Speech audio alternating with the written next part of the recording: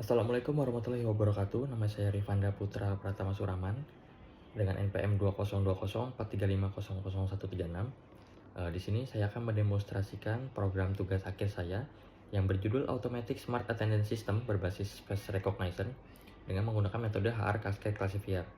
Jadi untuk tugas akhir ini saya membuat dua modul. Yang pertama ada modul web based yang nanti digunakan sebagai controlling dari sisi datanya.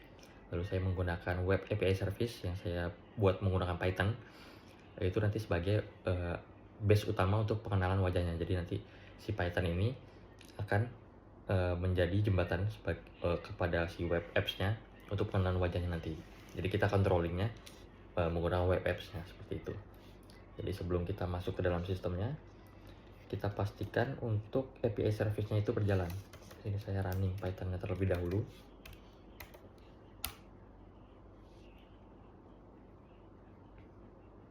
Nah, jika Python-nya sudah running, baru kita login ke dalam sistemnya.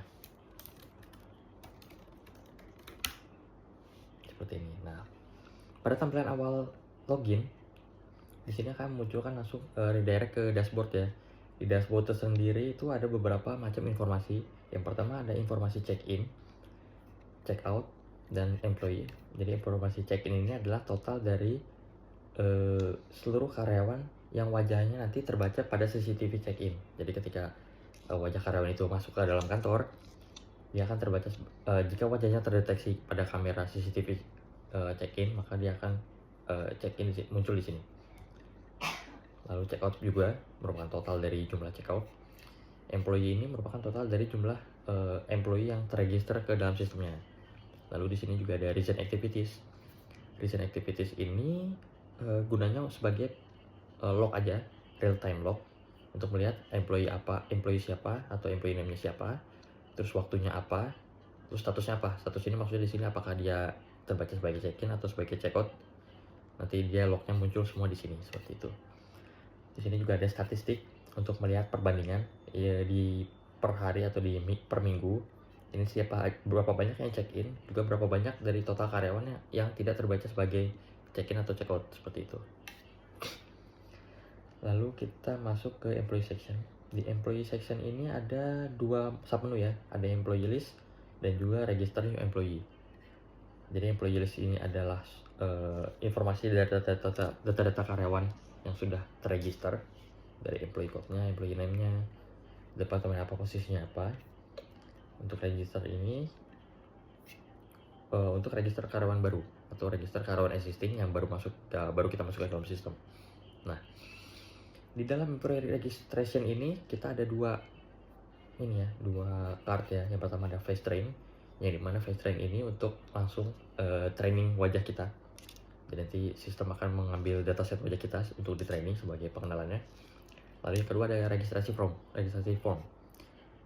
Jadi jika kita melakukan training wajah terlebih dahulu tanpa kita melakukan registrasi formnya, maka akan memunculkan error message seperti ini. Nah, please fill out employee name and employee ID, karena employee name dan employee ID ini adalah sifatnya mandatory, jadi wajib diisi terlebih dahulu seperti itu. Jadi mari kita isi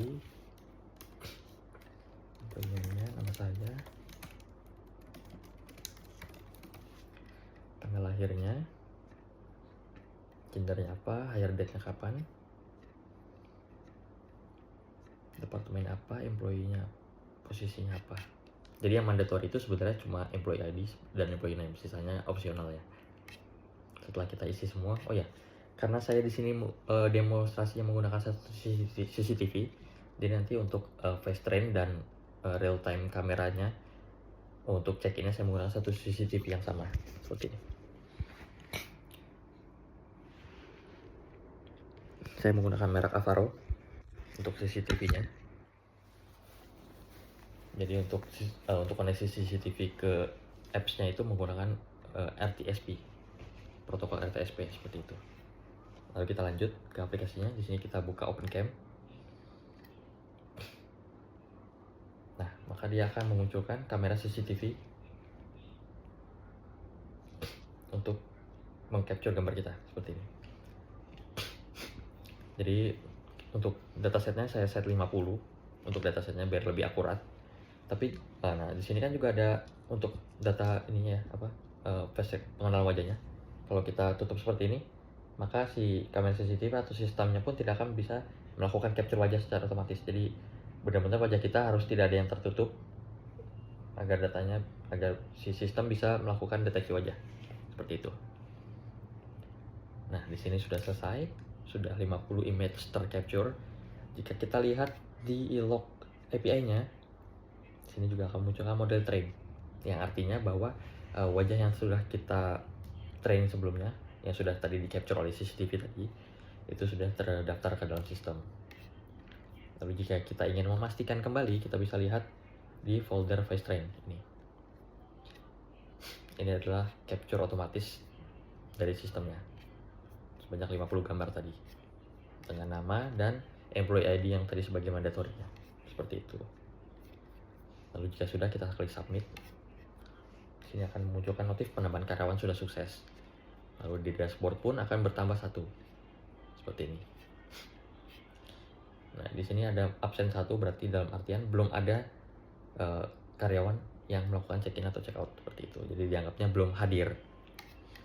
Lalu setelah itu kita masuk ke bagian activity session. Nah, activity session ini ada 2 ya. Yang pertama real time camera dan juga reportnya. Jadi real time camera ini seperti yang tadi saya bilang, yang berguna sebagai untuk melakukan sebenarnya ini sebagai real time camera field aja, seperti ini. Jadi sebenarnya kalau sistemnya standby, maka CCTV akan otomatis mendeteksi. Jadi kalau misalkan seperti ini case-nya, ketika wajah saya terbaca pada CCTV seperti ini, maka si sistem akan melakukan insert record check-in seperti ini. One check-in record insert, seperti itu. Nah, karena saya di sini menggunakan CCTV khusus untuk check-in saja, maka si check-out kameranya blank ya, kosong ya. Karena untuk satu CCTV hanya bisa digunakan untuk satu RTSP kamera aja itu. Jadi nanti bisa kita tambahkan satu CCTV lagi untuk check outnya, seperti itu. Jika kita tutup seperti ini, maka sistem pun tidak akan membaca nama kita, wajah kita, begitu. Lalu kalau kita klik kembali ke dashboard lagi, maka di sini akan muncul seperti yang tadi saya bilang, real time lognya. Lalu di sini ada juga check-in-nya di tanggal segini, satu employee check-in. Ini check-outnya tidak ada karena tidak ada datanya. Lalu kembali ke menu report. Di menu reporting ini adalah menu export data dari si sistem. Jadi kalau misalnya kita pilih dulu employee namanya kapan, lalu dari tanggal berapa sampai tanggal berapa kita mau get datanya, atau kalau kita mau get data semua, kita tidak perlu isikan start date dan end date-nya. Kalau kita klik submit aja, maka sistem akan otomatis menggenerate reportingnya dalam bentuk Excel seperti ini. Bisa kita lihat employee ID-nya, lalu employee name-nya, posisinya sebagai apa, departemen apa, check-in time-nya kapan, dan check-out-nya kosong ya, karena tadi tidak terdaftar pada CCTV-nya ya. Seperti itu. Di sini juga saya tambahkan menu CMS. Jadi menu CMS ini adalah cuma sebagai menu tambahan aja untuk mengganti logo dan nama instansinya jika nantinya si aplikasi ini akan digunakan ke instansi atau perusahaan lain, seperti itu. Kalau misalkan kita testing, ini kita ganti dengan tugas akhir, kalau kita klik simpan, maka akan berubah seperti ini, begitu. Kita klik logout untuk keluar dari aplikasinya, seperti itu. Jadi mungkin sekian untuk demonstrasi program tugas akhir saya kali ini. Apabila ada kurang lebihnya, saya mohon maaf yang sebesar-besarnya. Terima kasih. Assalamualaikum warahmatullahi wabarakatuh.